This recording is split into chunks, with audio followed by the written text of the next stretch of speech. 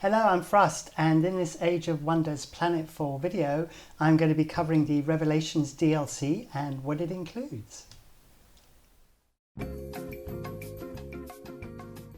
Right, before we get started, one thing I need to make very clear is that as well as the Revelations DLC, there's also been an update to Planetfall, which is the Stegosaurus update, which is the 1.1 something or 1.01, I can't remember, 1.1 I think it is.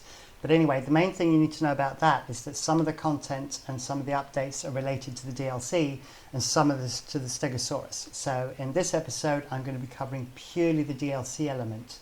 And then I recommend you watch the Stegosaurus update afterwards so that you get the whole package.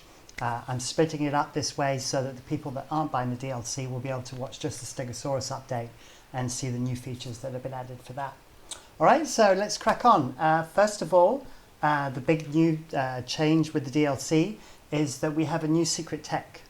And the secret tech is called the Heritor. And the Heritor works very differently from some of the other techs. So it does this thing called Entropy Damage, where what it does is it drains energy from the enemy. Now what that actually means is that it reduces the amount of damage that the enemy does. So in other words, it's not doing actual physical damage, not reducing vitality, but instead it's taking away the ability for your enemy to do damage to you. Then on top of that, what happens is all the time you do some entropy damage, your units that have Heritor characteristics, so either these units in front on the screen in front of you, or ones that you've modded with Heritor Tech, gain something called essence. And essence is like a charge. And what it will do is that basically your unit can gather essence and then use that essence to do an extra type of Heritor damage, or Heritor influence. So yeah, it's very different. And the way that this essence works as well is with these 4 units here. Once again, I'm not going to go into detail on all the units because otherwise this episode will take too long.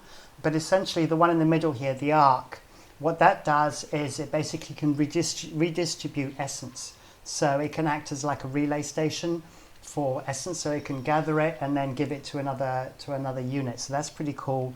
Then the Siphon unit here, its pure job is to basically drain energy. It doesn't actually do any damage, it just drains energy and then can use that to do special abilities.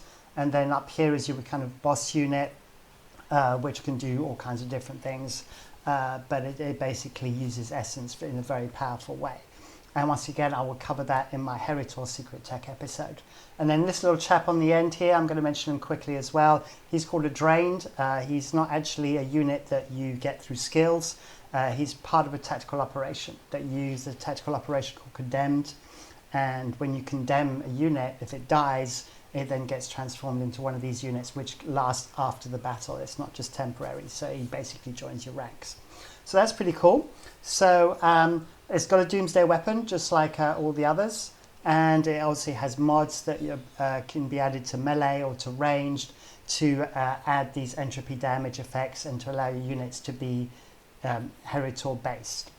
All right, so that's essentially the secret tech. On top of that, there's now a new campaign as well, which pits you against Heritor enemies. And I've played quite a few rounds of that, and it's a good little storyline as well. And when I was playing it, and I assume it's going to be the same for everybody, it's a Syndicate and a Kyoko together trying to find out about the Astique, who are the force behind the Heritor tech. So that campaign mission is available as well. Then what else have we got? Okay, so we got these things called survey sites. And let me see if I can find one on my map. Now these guys are a little bit different. No, where are they? I had one somewhere and I can't find it. Yeah, unfortunately I've kind of done them all. So, yes, I remember now where it is. So there we go. It's right here. So essentially it's right in the middle of my screen, right there. It's this kind of sort of triangle with like square edges, purple thing. And the idea is that you have to go to this and you actually go to the actual hex, but you have to use a hero. Only a hero can do these. And what happens is once you land on the hex, then you have to then spend a number of turns there, depending on the size of the anomaly. So this one's a small, you have a medium, and you have a large. So a small will take 2 or 3 turns, a medium sort of 3 to 5 turns, and then a large could be up to 5 turns, I think, and possibly more. You do need to go there with a full army, not just your hero, especially for the mediums and the larges, as they sometimes involve a battle. So the idea is that you do a couple of turns, wait a couple of turns, you'll be given some options. Depending on what option you choose, you get a different outcome. Depending on which faction you're running, which tech you're using, you'll get different outcomes as well. So it's very varied, and it's very much dependent on how you're playing the game with what faction and so forth. All right, so that's in on the site. What you get from it is you can get mods. It will give you sometimes some free research. It will give you a research module for free, so you don't have to research it. And it can give you units as well. All right, so it's kind of like a sort of a goodie prize thing that you have to do. What it forces you to do, though, is because you want to obviously use these, you end up splitting your armies more, because normally your heroes, you sort of end up keeping them in a big bunch and you sort of move your armies around in a blob. But with this, it's kind of getting you to sort of move things out a little bit more, and so that you're not sort of just fighting battles where you're just kind of overwhelming everybody with just sheer numbers of forces. It forces you to kind of do manual combat and things like that on a kind of more even level. So I think it's a good addition, and so that is the service sites or the anomalies. Right, what else have we got? Right, Tomb World scenarios. So there's a new sort of planet, which is the Tomb World, which is the one I'm playing right now. I'm using the Amazons with the Heritor, and it just gives you a different feel. Some of the sites as well look different, so we've got some different sort of displays, if you like, or sceneries for our manual combat and things like that. Okay, then what I'm going to have to do is, before when I do that, there's 2 more things I have to cover. Right, the Forgotten. So we have a new NPC faction, and it's these dudes actually that are right in front of me here. And the Forgotten have basically a whole bunch of different units. So we got the Desolate, who are these guys here. So all of these guys do essence and entropy damage, or entropy abilities. So the Desolates are kind of your base guys. You have these kind of more dangerous looking guys called the Serpions, which come with various mods, and when you're actually fighting them. And you can see these are all the different skills you get. So Essence Fang, Stinger Shot, Rot Emanation. Once again, I'm not going to go into the details of these. We'll probably cover it when I cover the Heritor Tech. It'll probably be a good time to do that. Okay, then we have the Golem, which is the next one up, which is kind of their elite. Once again, another cool looking character. And then right at the top here, we have their version of the Ark, which, as I mentioned, is to redistribute essence. And we have the Plasmoids down here, which are kind of the little cute characters. All right. These don't seem to have essence abilities, so I don't know for certain if these are actually definitely with the Forgotten. I don't recall seeing them, so I'm mentioning them. But our main guy at the end is our Eater for the Dead, all right, which is the equivalent of the High Lord for the Heritor. All right, so there we go. So those are the Forgotten. So we've got a new NPC faction, which is pretty cool.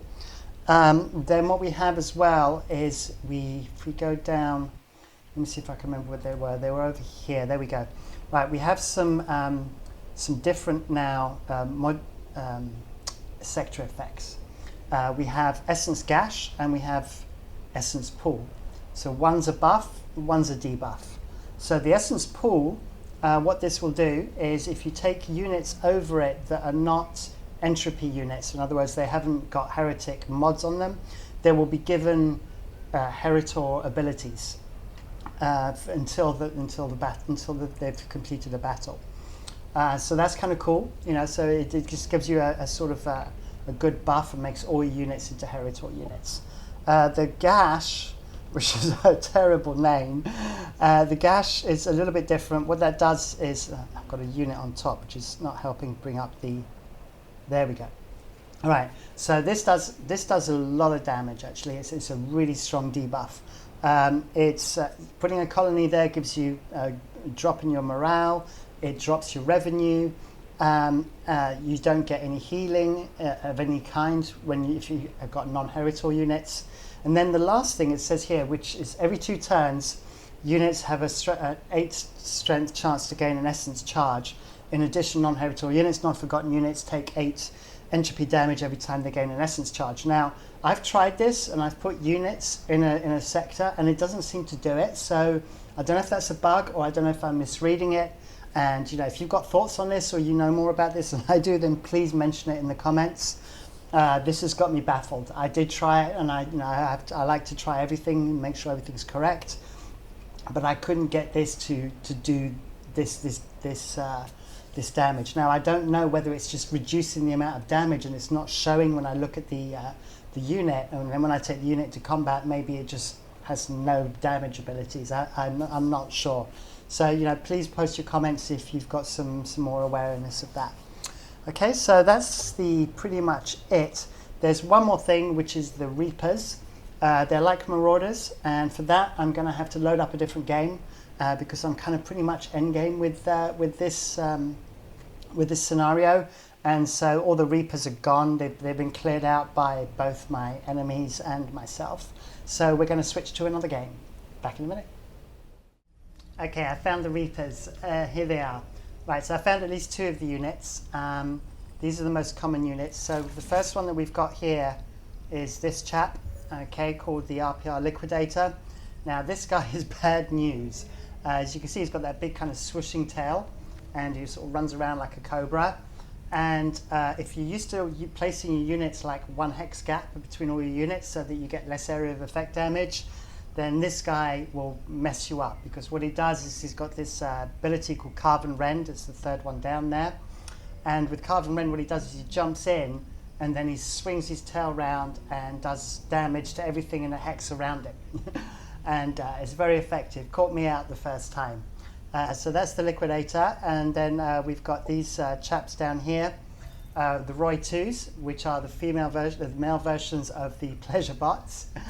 So they have the distracting pheromones, and they are quite the characters. They really are. Some people at Planetfall do have a good sense of humour. So that's another kind of a character from the Reapers. There's another one that's kind of a robot. I couldn't find it, which does quite a lot of damage, which is the unit above these. But I've cleared them out again, so apologies for that. Getting too engrossed in the game, you see, that's the issue. And then we've got some other enemies now.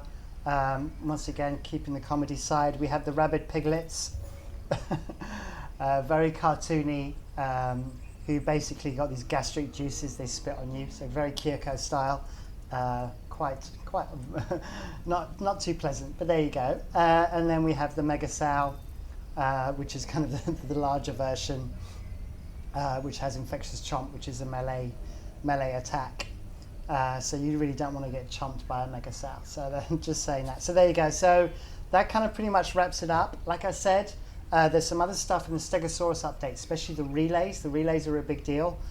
So I recommend you watch that.